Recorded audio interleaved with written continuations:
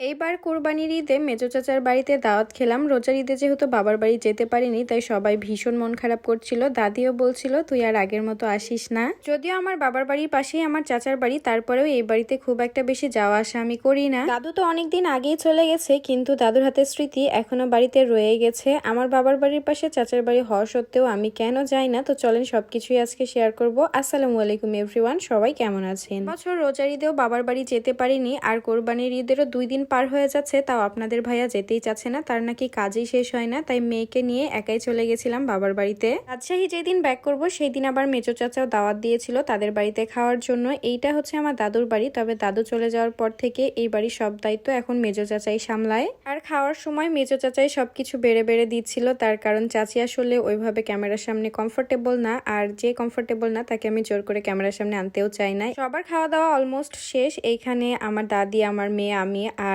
আমার একটা আন্টি ছিল, তো আমরা সবাই মিলে খাওয়া দাওয়া করছিলাম। আমার মেজো চাচি তো অনেকগুলো আইটেম রান্না করেছিল, তবে ঈদের দিন থেকে যেহেতু মাংস খেয়ে যাচ্ছি, তাই মাংসর প্রতি একদমই অরুচি ধরে গেছিল। তবে আলুর ভাজি দিয়েই আমি বেশি ভাত খেয়েছি, কারণ পোলাওয়ের সাথে আলু ভাজির কম্বিনেশনটা আমার অনেক ভালোই লাগে, আর সাথে শসা লেবু থাকলে তো কথাই নেই। আমরা বাড়ির সবাই একসাথে থাকলে গল্প করতে করতে কোন দিক দিয়ে যে সময় চলে যায় এটা বুঝতেই পারি না। তো খাওয়া দাওয়া করে নিলাম গল্প করতে করতে। এবার শেষে মিষ্টি আর 7 আপ খেয়ে নিয়েছি, আর বাইরে যেয়ে দেখি চাচি খুবই মজার আচার বানিয়েছে। এটা দেখে তো কোনোভাবেই লোভ সামলানো গেল না, তো এখান থেকে আমি একটু আচার তুলে খাচ্ছিলাম। সত্যি বলতে এই আচারটা অনেক বেশি মজার ছিল। পাশেই দেখলাম আমার চাচি এখানে শুটকিও রোদে দিয়েছে, যদিও এটা আমার একদমই পছন্দ না। এখানে 2 রকম আমের আচার রোদে দেওয়া ছিল। এই কড়াইটাও আমার চাচি বানিয়েছে, যেটা অনেক বেশি মিষ্টি ছিল, আর এই খঞ্চাটা আমার দাদি বানিয়েছে, যেটা একটু টক টক ছিল। আর বাড়ির মধ্যে উঠানে এখানে একটা ছোট্ট ডালিম গাছ হয়েছে, যেটাতে প্রচুর পরিমাণে ডালিম ধরেছে। দেখতেই তো অনেক বেশি ভালো লাগছিল। তারপরে ভাবলাম চলেন একটু ছাদটাও আপনাদেরকে ঘুরে দেখাই। আমি যেহেতু অনেকদিন পর পরে আসি, তাই আসলেই আমার মেজো চাচা দাওয়াত করে, কিন্তু ওইভাবে কোনোদিন ভিডিও করা হয় না, যেহেতু বাড়ির পাশেই বাড়ি, যেয়ে খেয়ে আসি। ছাদে ওঠার সময় দেখলাম এখানে একটা বড়শি, এটা ছিল আমার দাদুর হাতের বড়শি। এটা কাউকে কখনো হাতে নিতেই দিত না, সেই মানুষটা এখন আর নেই, কিন্তু বড়শিটা দেখেন এক কর্নারে ঠিকই পড়ে আছে।